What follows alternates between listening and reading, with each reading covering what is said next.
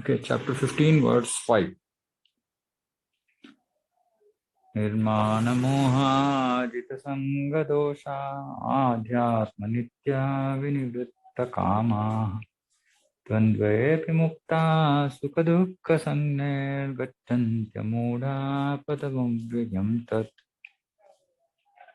Those who are free from false prestige, mana, mana, moha, illusion, sanga dosha, false association, who understand the eternal, who are done with material lust, who are freed from dualities of happiness and distress, and who unbewildered know how to surrender unto the Supreme Person, attain to the eternal kingdom. So this verse, Krishna is clearly saying what is the qualification one has to develop to enter the eternal kingdom. False prestige. This is very actually strange. False prestige. Pratishtha. For some weird reason, we feel that we are very important and that we have to be respected and we have to be treated in a particular way and this and that and all that. Because of some reason, we think that we are important, and this is false prestige. Illusion. Even though we heard this, I am not this body, I am spirit soul, we still remain in the illusion of the body. False association. Yeah, unfortunately, we are in this miserable material world, especially in a city, and we have to associate with other people. But of course, I mean, association also, we understand that association means we don't get influenced by others, not that we completely cut off contact, because otherwise how will we preach? So false association means we get influenced by others thoughts, etc. Who understand the eternal, who are done with material lust, no question of sense gratification, freed from dualities of happiness and distress. So this is very, very important. Multiple times this comes up.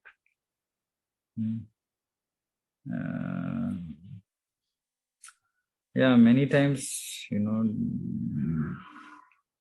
devotees engaged in doing bhakti, somehow they always question their situation. Why like this? Why me?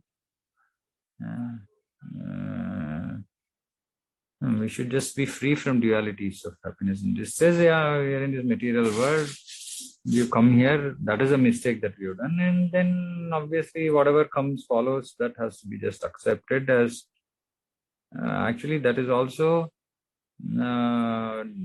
fair. I mean, aligning to Krishna's orders, right? Because happiness and distress is coming because of his laws of karma.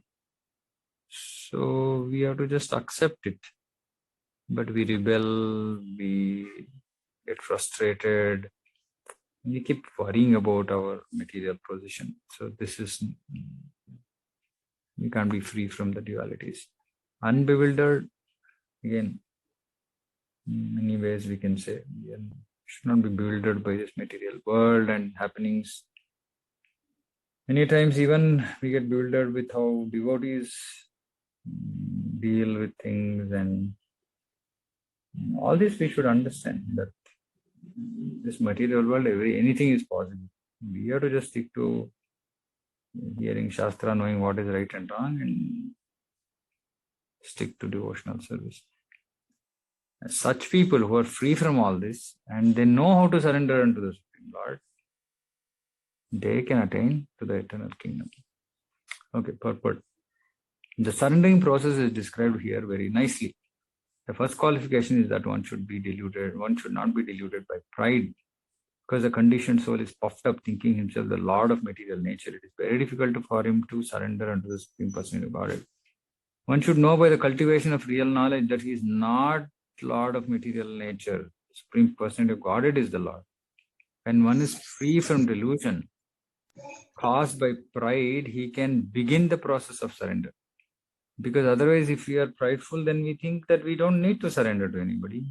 We are worth whatever we have, and I know I have knowledge, I have wealth. So what is the need to surrender to somebody else? For one who is always expecting some honor in this material world, it's not possible to surrender. Amazing statement. We cannot surrender if we are expecting honor.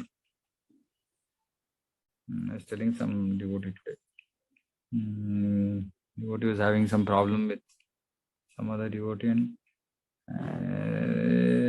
devotee was saying, no, it is that other devotee's fault. I said, okay, maybe it's that other devotee's fault. So what will you lose if you go and fall at the devotee's feet and say, sorry, there's anything wrong from my side, just forgive me. It's very difficult because we are expecting honor. We are expecting, no, I have to be respected. I have to be honored. I have not done anything wrong. Then we can't surrender to the Lord. Pride is due to illusion. For all the one comes here, stays for a brief time, and then goes away. He has a foolish notion that he is the Lord of the world. He just makes all things complicated, and is always in trouble. So people make their lives complicated because of this pride, need for honor. Generally, devotees should keep their lives simple, should keep their thought process simple, should be humble, simple, straightforward. But I see many cases, just complicating. Oh, what will the devotee think if I say this? What will they think? What will they? And why we have to speculate about all these things? It's not required. Or we'll think, okay, if I say like this, then he or she will say like this, and then I will feel bad. No, all this is childishness. I mean, really, the way, even after coming to bhakti, we are just thinking like outsiders, like normal karmis, and complicating our lives. Bhakti life should be so simple. But we complicate, then, so that's why Prabhupada is saying, they complicate and then they're always in trouble. Always in trouble, meaning something or the other is coming up, or we have to deal with it because we were just not. So these things have to be understood. Basic basis for all this is pride, honor. The whole world moves under this impression. People are considering land, earth to belong to the human society, and divided the land under the false impression that they are proprietors. One has to get out of this false notion that human society is the proprietor of this world. Ishavasyam idam sarvam, Ishopanishad says. When one is freed from such a false notion, he becomes free from all false associations as caused by familial, social, and national affections. These faulty associations bind one to this material world. After this stage, one has to develop spiritual knowledge.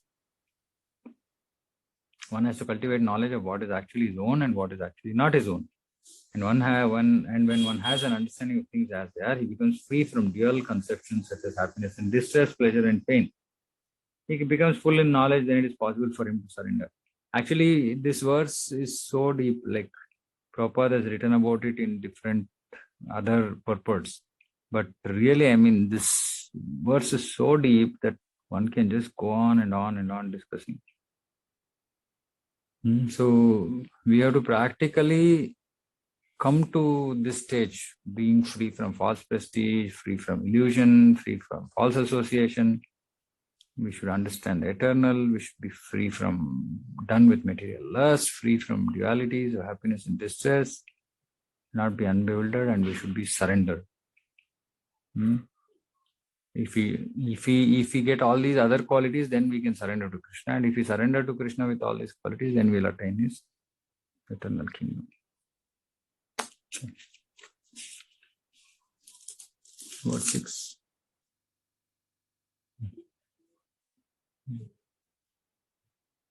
न तद्भासयते सूर्यो न शशाङ्को न पावकः यद्गत्वा न निवर्तन्ते तद्धाम परमं मम. That supreme abode of mind is not illumined by the sun or moon, not by fire or electricity. Those who reach it never return to the material world. So a lot of this should be straightforward. So spiritual world, abode of Supreme Personality of Godhead, Krishna, which is known as Krishna Loka, Goloka, Vrindavan, is described here. The spiritual sky, there is no need of sunshine, moonshine, fire, electricity, because all planets are self-luminous. So then, is there sunshine, moonshine in the spiritual sky? Anybody is aware?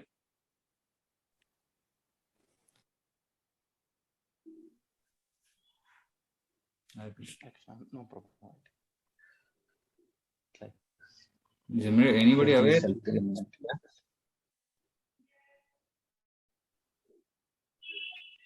Yeah, not true. No, it's not there. It's not there. It's not there. If it is not, it's not there, is it? Sure. I think it is not possible because whatever is there in this material world has to be there in spiritual world, right? Okay.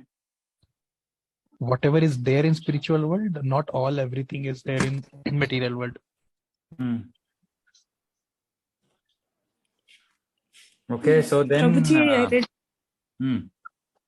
Yeah. Hare Krishna. I read somewhere like God will be so illuminous that the light will come from Him only. Light is always coming, then there is no sleep at all. There's no darkness, there's no sleep.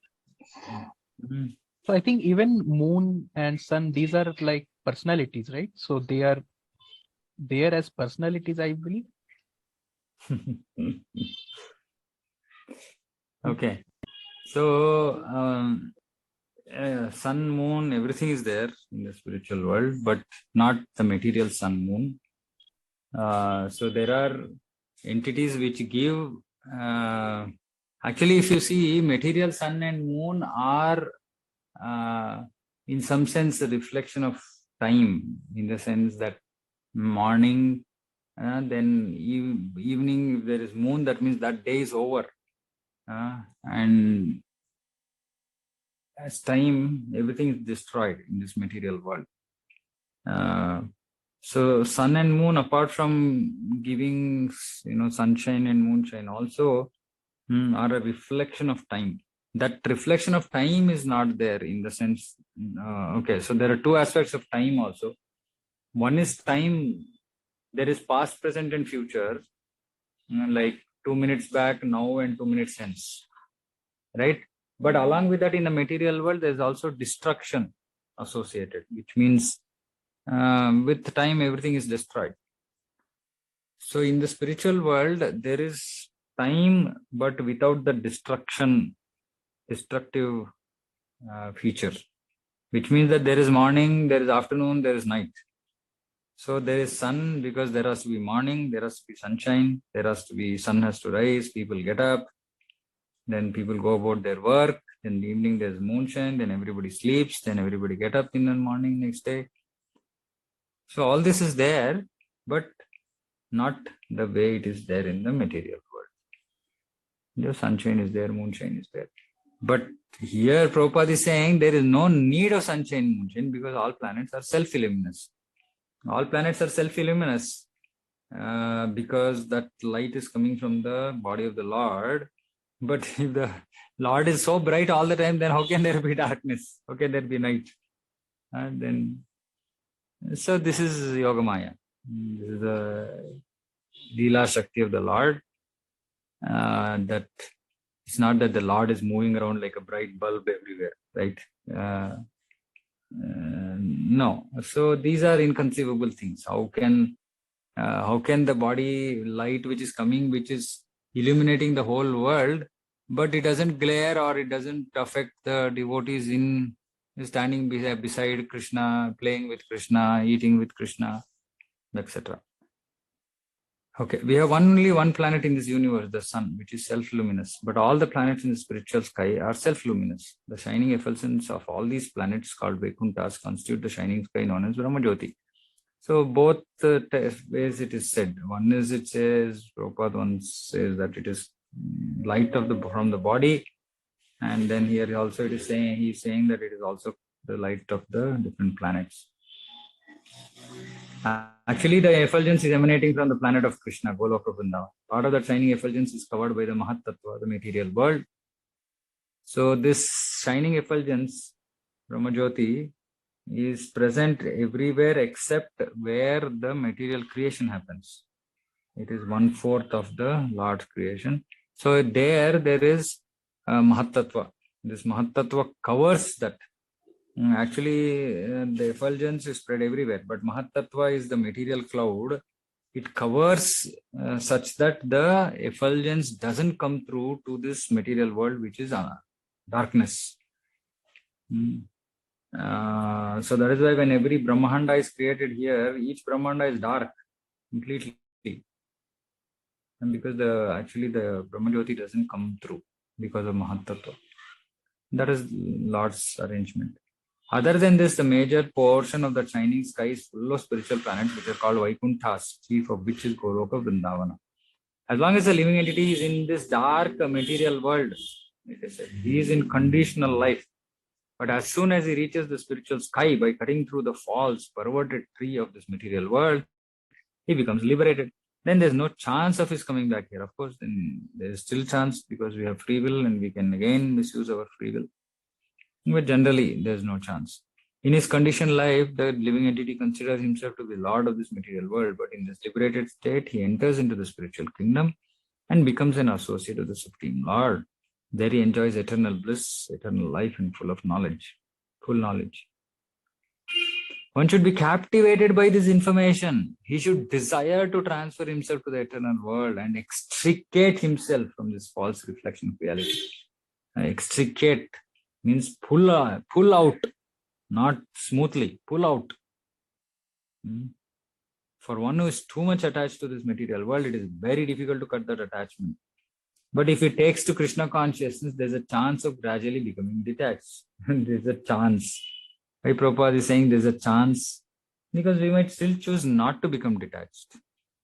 On one side, we are chanting Hare Krishna. On the other side, we are saying we want all material attachments. Very incompatible situation, but it's possible. Anything is possible. One has to associate himself with devotees, those who are in Krishna consciousness. One should search out a society dedicated to Krishna consciousness and learn how to discharge devotional service. In this way, he can cut off his attachment to the material world. So if we are really engaged in devotional service, then we will develop detachment to this material world, detachment to our family. And detachment meaning unnecessary over-attachment. Put it that way. Detachment doesn't mean that we completely cut off relations or become insensitive or lose affection for family, etc. No. But we look at all of them on the spiritual platform. So we cut off material attachment. One cannot be detached from the attraction of the material world simply by dressing himself in saffron cloth. He must become attached to the devotional service to the Lord. Therefore, one should take it very seriously. The devotional service, as described in the 12th chapter, is the only way to get out of this false representation of the real tree. In chapter 14, the contamination of all kinds of process by material nature is described. Only devotional service is described as purely transcendental. The words Paramam Mama are very important here. Actually, every nook and corner is the property of the Supreme Lord. But the spiritual world is Paramam, full of 6 opulences.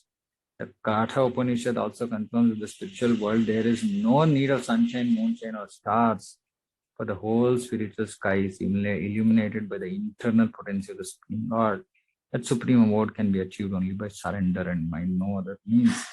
Why Prabhupada quotes Vedas in the middle Upanishads? Because otherwise people don't believe, don't accept, they don't take Gita very seriously. So he quotes from Upanishads. Okay. 8 points. So one question I had, when Krishna was here in Dwapar Yuga, he did not used to have effulgence, right? So he has a right to basically he can choose not to give the illumination also, because I think during Bhagavad Gita when he showed universal form, only then that illumination and Virat Rupa he showed. Otherwise he is mostly dark complexion and like appears like an ordinary human being, but uh, he was transcendental, right? So is that understanding correct? Or No, so like I said, even in the spiritual world, it's not like the Lord is moving around like a bulb with effulgence around him. yeah. So it's not, I mean, we have to understand that Leela Shakti, his Yoga Maya takes care of everything. She sets up the right kind of atmosphere, environment for his Leela. So whatever is not required, and those Krishna is all powerful, he still puts himself under the care of Yoga Maya, which is his Shakti, who kind of takes over in the Leela, and Krishna himself forgets himself that he is Supreme Lord. So much of Shakti is given to Yoga Maya. So she takes care of everything, whether the Leela is in Bhauma Vrindavan or in Goloka Vrindavan. Now, with respect to what you said about he is showing Virat Rupa is drop of his effulgence. Because it's just like one of the material world. Universal form is just within one material world, but Lord creates innumerable universes. So we shouldn't compare these things. See, Virat Rupa, we should understand, Virat Rupa is just temporary form imagined by great Gnanis to understand how the Lord is all pervasive. But that is just, little manifestation of his opulence. Ekam Shena Sthito Jagat, Krishna says. So, see, we cannot compare Krishna to anything else. Krishna is Krishna. Krishna's Virat Rupa is not Krishna. This Krishna's Virat Rupa, but Krishna is Krishna. So, Krishna's position, we should understand his effulgence, his power, his everything is incomparable to anything else. Is there any photo of Krishna which resembles, like, I think for Chaitanya Mahaprabhu, there is a photo, right, drawn by, I think some Darbari of the King Pratap Rudra, right? And we have that photo.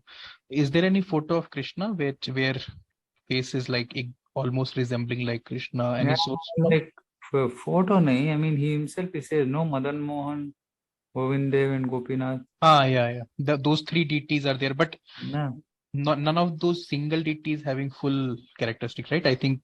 Like for example, Tota Gopinath, Chaitanya Mahaprabhu actually said that he is Shyam Sundar Krishna. So yeah, I mean there are photo, but Lord is himself present in these deity forms. That we have to have the vision to see him and form a complete image of his form. That requires pure devotion. We can't really make these things out. Okay. Yeah. Verse 7. Amaivamsho jivaloke jiva bhuta sanatanaha manasashtani indriyani prakrudistani karshati. The living entities in this conditioned world are my eternal fragmental parts due to conditioned life. They're struggling very hard with the six senses, which include the mind, struggling very hard. In this verse, the identity of the living entities is clearly given. Living entity is the fragmental part and parcel of the Supreme Lord. Eternally, it is not that he assumes individuality in this conditioned life, and his liberated state becomes one with the Supreme Lord. He is eternally fragmented. It is clearly said, Sanatanaha. According to the Vedic version, the Supreme Lord manifests and expands himself in innumerable expansions, of which the primary expansions are called Vishnu Tattva and the secondary are called the living entities. Other words, Vishnu Tattva is the personal expansion, the living entities are separated expansions. Vibhinnamsha Swamsha. By his personal expansion, he is manifested in various forms like Lord Rama, Nrsimhadev, Vishnu Murti, and all the predominant deities in the Vaikuntha planets. The separated expansions, the living entities, are eternally servitors. The personal expansions of the Supreme Person of Godhead, the individual identities of the Godhead are always present. Similarly, the separated expansions of the Supreme Lord, the living entities also similarly separate living entities have their identities.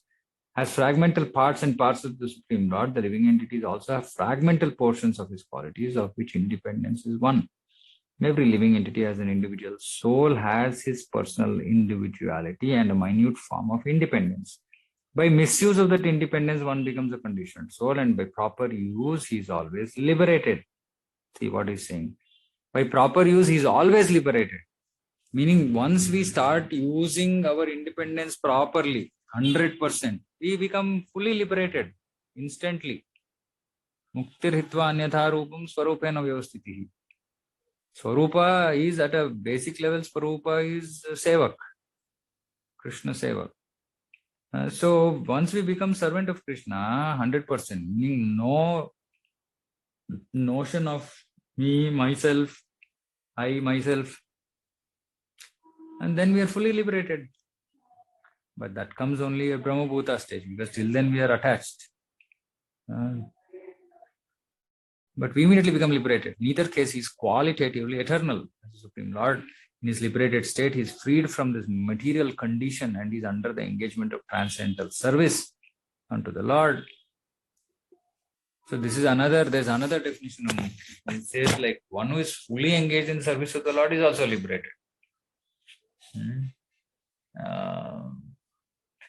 In his conditioned life, he is dominated by the material modes and he forgets the transcendental loving service to the Lord. As a result, he has to struggle very hard, meaning no escape, to maintain his existence in the material world.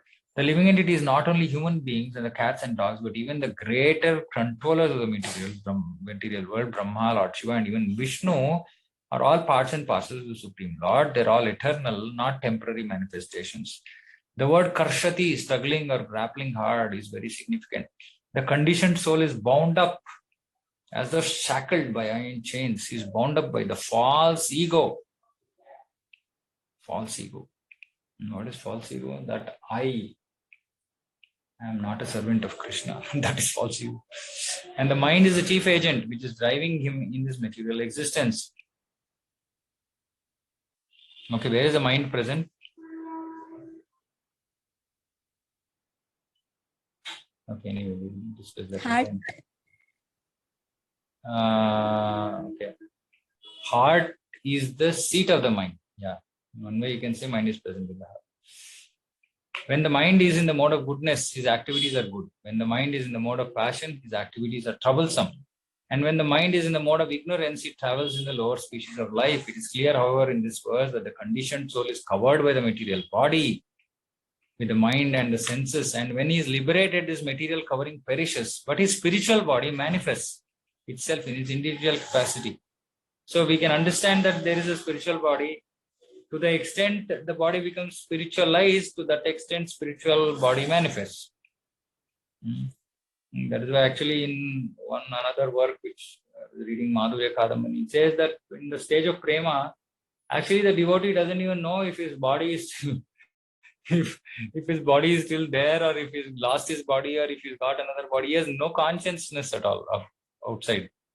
So even if it becomes fully spiritualized, he has no idea. The following information is there in Madhyantinayana Shruti. Okay, I'm not reading that. It is stated here that when a living entity gives up this material embodiment and enters into the spiritual world, he revives his spiritual body. And in his spiritual body, he can see the Supreme Person of Godhead face to face. He can hear and speak to him face to face.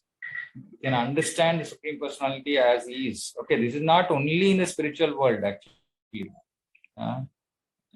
By doing Krishna Bhakti, we can achieve prema, we can see Krishna face to face in this world itself, with this body itself. From Smriti also it is understood Vasanti yatra purusha sarve vaikuntha murtaya. In the spiritual planets, everyone lives in bodies featured like the Supreme Personality of Godhead. Now, this is only in Vaikuntha, not in Goloka. Vaikuntha, those who get Sarupya are exactly like Lord. Others also look exactly like Lord. Sarupya, they look like, I think, even Kaustuba they have. I read somewhere, I don't exactly remember. There is a lot more resemblance with the Lord than with, because in Vaikuntha, everybody is four-armed. Everybody looks like Lord. But Sarupya is even closer to the Lord's appearance than other jivas in the other Vaikuntha vasis. But not in Goloka. As far as bodily construction is concerned, there is no difference between the part and parcel living entities and the expansions of Vishnu Murti. In other words, at liberation, the living entity gets a spiritual body by the grace of the Supreme Personality of Godhead. The words Mamaivam Shaha, fragmental parts and parcels of the Supreme Lord, are also very significant. The fragmental portion of the Supreme Lord is not like some material broken part. We already understood in the second chapter that the spirit cannot be cut into pieces. This fragment is not materially conceived. It is not like matter. It can be cut into pieces and joined together again. That conception is not applicable here. The Sanskrit word Sanatana is used. The fragmental portion is eternal. It is also stated in the beginning of the second chapter that in each and every individual body, the fragmental portion of the Supreme Lord is present. The fragmental portion, when liberated from the bodily entanglement, revives its original spiritual body in the spiritual sky, in a spiritual planet, and enjoys association with the Supreme Lord. It is, however, understood here that the living entity, being the fragmental part and parcel of the Supreme Lord, is qualitatively one with the Lord, just as parts and parcels of gold are also gold.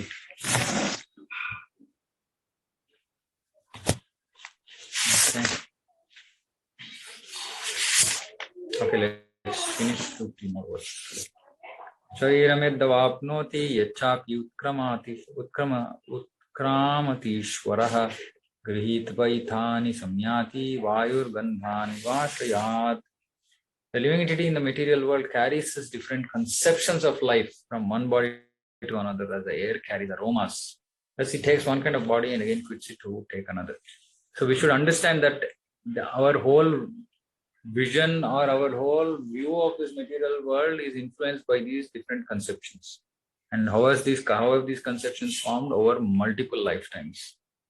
So what we think is our vision is not our vision of this life. It was not built in, it was not formed in this life. It was from time immemorial. So many a times there will be biases, there will be, faults in that vision. But we see the whole world with that colored vision itself, and that causes so many problems. So that is why we should understand, we should always see the world through the eyes of the Shastra, not our vision. Our vision is always colored and full of faults. Here the living entity is described as Ishvara, the controller of his own body. If he likes, he can change his body to a higher grade. And if he likes, he can move to a lower class. So please understand this. If he likes, meaning choice is there. Many times people say, oh, I'm so stuck in my body. No, you're not. Minute independence is there. The change his body undergoes depends upon him. The time of death, the consciousness he has created will carry him on to the next type of body. If he has made his consciousness like that of a cat or dog, he should change to cat's or dog's body. And if he has fixed his consciousness on godly qualities, he will change into the form of a demigod. And if he is in Krishna consciousness, he will be transferred to Krishna Loka in the spiritual world and will associate with Krishna. It is a false claim that after the annihilation of this body, everything is finished. The individual soul is transmigrating from one body to another, and his present body and present activities are the background of his next body. One gets a different body according to karma, and he has to quit this body in due course. It is stated here that the subtle body, which carries the conception of the next body, develops another body in the next life. This process of transmigration from one body to another and struggling while in the body is called karshati, struggle for existence. Shotram chakshusparshanam cha rasanam granam eva cha adhisthaya manaschayam vishayan upasevate. The living entity, thus taking another gross body, obtains a certain type of ear, eye, tongue, nose, and sense of touch, which are grouped about the mind. just enjoys a particular set of sense objects. In other words, if the living entity adulterates his consciousness with qualities of cats and dogs, in the next life he gets a cat or dog body and enjoys. Consciousness is originally pure like water. When you mix water with a certain color, it changes. Similarly, the consciousness is pure, for the spirit soul is pure. But consciousness is changed according to the association of material qualities. Real consciousness is Krishna consciousness. When therefore one is situated in Krishna consciousness, he is in his pure life. But if his consciousness is adulterated by some type of material mentality, in the next life he gets a corresponding body. He does not necessarily get a human body again. He can get the body of a cat, dog, hog, demigod, or one of the many other forms, for there are 84 lakh species. Utkramantam stitam vapi gunjanam va gunanvitam vimodhananu pashyanti gnana chakshushaha. The foolish cannot understand how a living entity can fit his body, nor can they understand what sort of body enjoys under the spell of modes of nature. But one who has eyes, one whose eyes are trained in knowledge, can see all this. The word gnana chakshushaha is very significant. Without knowledge, one cannot understand how a living entity leaves his present body, nor what form of body is going to take in the next life, nor even why he is living in a particular type of body. This requires a great amount of knowledge understood from Bhagavad Gita and similar literatures heard from a bona fide spiritual master. One who is trained to perceive all these things is fortunate. Every living entity is quitting his body under certain circumstances. He is living under circumstances. He is enjoying under certain circumstances under the spell of material nature. As a result, he is suffering different kinds of happiness and distress under the illusion of sense enjoyment. Persons who are everlastingly fooled by lust and desire lose all power to understand their change of body and their stay in a particular body. They cannot comprehend it. Those who have developed spiritual knowledge, however, can see that the spirit is different from the body and is changing its body and enjoying in different ways. A person in such knowledge can understand how the conditioned living entity is suffering in this material existence. Therefore, those who are highly developed in Krishna consciousness try their best to give this knowledge to the people in general, for their conditioned life is very much troublesome. They should come out of it and be Krishna conscious and liberate themselves to transfer to the spiritual world. Okay, very straightforward. Any questions? Hare Krishna Prabhu. Hare Krishna. Actually, regarding like spiritual world, right? We have actually like given like more description, right? Like you said, actually that Hare Krishna. is the sun and moon. It's self-illness. So that's right. And one more thing, actually, like in hello. Yeah. Okay. And also like sleep is not required. Like we are not fatigued in spiritual world, right? And also hungry is not there. That's why like could not really. Basically, that is why spiritual world is achintya. None of these activities, these activities in the material world are happening because they are needed for this material body. But in the spiritual world, these activities are done because it has to fit into Krishna's pastimes. Everything there happens for Krishna's pastimes, right? So everything there is to please Krishna. So Yogamaya sets up everything such that everything is pleasing to Krishna in his pastimes. So that requires that everybody sleeps. Krishna makes a show of sleeping, and after sleeping for some time, he just runs away from his room. Now, if all others are not sleeping, how can he experience pastimes in the night? Okay, so Krishna literally doesn't sleep, as in he sleeps for very little time.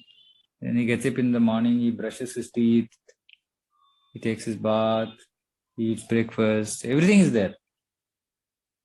Because that is Krishna's pastimes. All these happen in a way such that it gives happiness to Krishna. Why? For example, it gives service. So many things to talk about. So for Krishna's morning duties, there are devotees. There's one devotee holding brush, another devotee holding a bowl of water, another devotee holding a bowl into which he's going to spit, another devotee holding a towel, etc., etc. Right? So we need service, right? What will we do if you go to spiritual world? We have service. Then food, he enjoys his food with his friends. Madhumangal, Balaram is there, Subala. Then all the gopis come and cook for Krishna. Radharani comes and cooks. And then Rohini Mata is, in charge of the kitchen. There's so many things, and everybody is happily engaged. Thousands of items are cooked for Krishna's meals. So this is devotional service, right? This is how Krishna likes it, He's happy. And then he has so many cows. He used to go to the cow shed and then milk the cows. So for all this, there are, cows have to graze, then they have to produce milk. Milk is collected. Krishna milks the cows. So all this is Krishna. This is Goloka. So everything is there. That is why whatever we see in this material world is a perverted reflection. But whatever we see here is there. So we can get some sense. Oh, okay. Oh, there'll be night. Oh, there'll be day. Oh, they'll be getting up. Oh, there will be bath. Oh, they'll be brushing teeth. All this is there. Oh, there is combing of hair. Now, of course, for many of us, there is no combing of hair, but generally there is combing of hair. And yeah, then there's description that the comb that is used to brush Krishna's hair is completely jeweled, not like some plastic that we use in at home. So the spiritual world is inconceivable. So we will talk about it some other time. But yes, everything is there. Thank you. Okay. Okay. Any other questions? Okay. We'll close here. Mantrakalpatarubhishcha kripasindhubhyo patitana pavanebhyo vaishnavebhyo namo namaha. Antakoti Vaishnavavrinda ki jai. Hare Prabhupada ki jai. Hare Krishna. Hare Krishna. Hare Krishna. Hare Krishna. Hare Krishna. Hare Krishna, Prabhuji. Hare Krishna. Hare Hare Krishna. Hare Krishna, Prabhu. Hare Krishna, Mataji. Okay. Hare Krishna. Hare Hare Krishna.